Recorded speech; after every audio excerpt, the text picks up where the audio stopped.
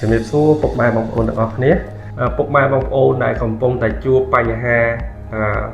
វ័យក្តឹបកតុយជាឬក៏កតុយជាខ្លោចហើយត្រួយថ្មីចេញមកហ្នឹងគឺវាចាប់ដើមត្រួយដាវនិងចាប់ដើមលាបាទលាត្រួយដាវអញ្ចឹងដើម្បីទប់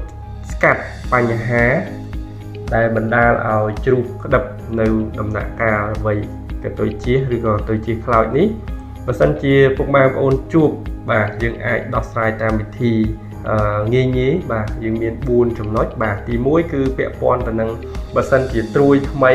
ដល់ដំណាក់កាលហ្នឹងវាចាប់ដើមលាបាទអញ្ចឹងវិធីសាស្ត្រដែលងាយនោះគឺយើងបាញ់ធ្វើការបាញ់ពន្លឿនត្រួយដើម្បីឲ្យត្រួយវាលាបានលឿនហើយឆាប់ចាស់ហើយវិធីសាស្ត្រនេះគឺអាចធ្វើឲ្យស្លឹកវាឆាប់ចាស់វាអត់ងាយប្រឈមទៅនឹងការប្រជែងនៅសារធាតុចិញ្ចឹមរវាងត្រួយថ្មីហើយនឹងវ័យក្តឹបទេបាទការបាញ់បំពន់ដើម្បីឲ្យត្រួយនឹងពន្លឿនត្រួយឆាប់លាគឺយើងអាចប្រើពពុះបាទមកខាងរូបមន្តចែកទៅខាងគ្រប់ទេគឺយើងណែនាំឲ្យគាត់ប្រើពពុះជីម្សៅ Civit Extra Powder បាទជាមួយនឹងពពុះជីទឹកស្រាយសមុទ្រ15បាទមានបាញ់ពន្លឿនត្រួយហ្នឹងឲ្យវាឆាប់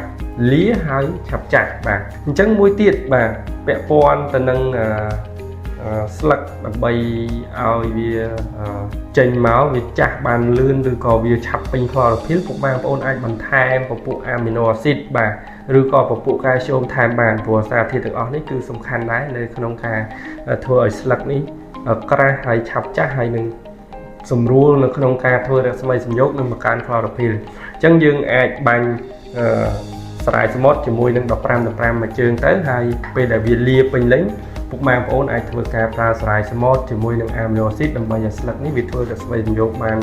ល្អរលូនហើយធ្វើឲ្យក្លរ៉ូភីលក្នុងស្លឹកវាវិវត្តលឿនមានស្លឹកបង្កើនកម្រាស់បានលឿនហើយវាឆាប់ចាស់ពេញក្លរ៉ូភីលបាទអញ្ចឹងរឿងទី2បាទបើសិនជាត្រួយលាហើយក្តឹបនៅដំណាក់កាលកតុយជាឬក៏កតុយជាឆេះនេះគឺយើងអាចធ្វើការបាញ់បំពន់បាទទៅកាន់ក្តឹបបន្ថែមមានបាញ់ទៅលើផ្លែឬក៏ទៅលើក្តឹបបន្ថែមគឺយើងអាចប្រើពពុះសារធាតុចិញ្ចឹមគឺ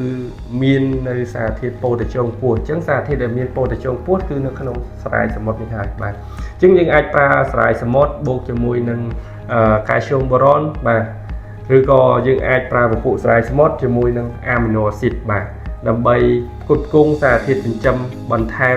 មានថាភ្លាមឬក៏រហ័សទៅកាន់ផ្លែឬក៏ក្តឹបដែលវាអាចស្រូបយកបានភ្លាមដើម្បីទ្រទ្រង់បាទ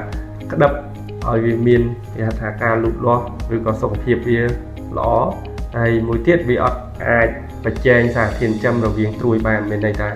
យើងផ្ដល់អាហារឲ្យទៅកាន់ផ្លែទៅកាន់ដើមគ្រប់គ្រាន់អញ្ចឹងវាអត់មានអីត្រូវទៅទាញអាហារពីផ្នែកស្លឹកឬក៏ពីផ្នែកផ្សេងមកទៀតទេអញ្ចឹងបានជាយើង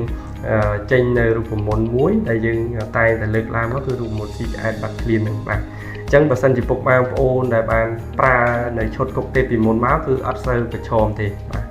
អញ្ចឹងរឿងទី3បាទយើងអាចធ្វើការគ្រប់គ្រងទឹកបើសិនជាវត្តមានត្រួយ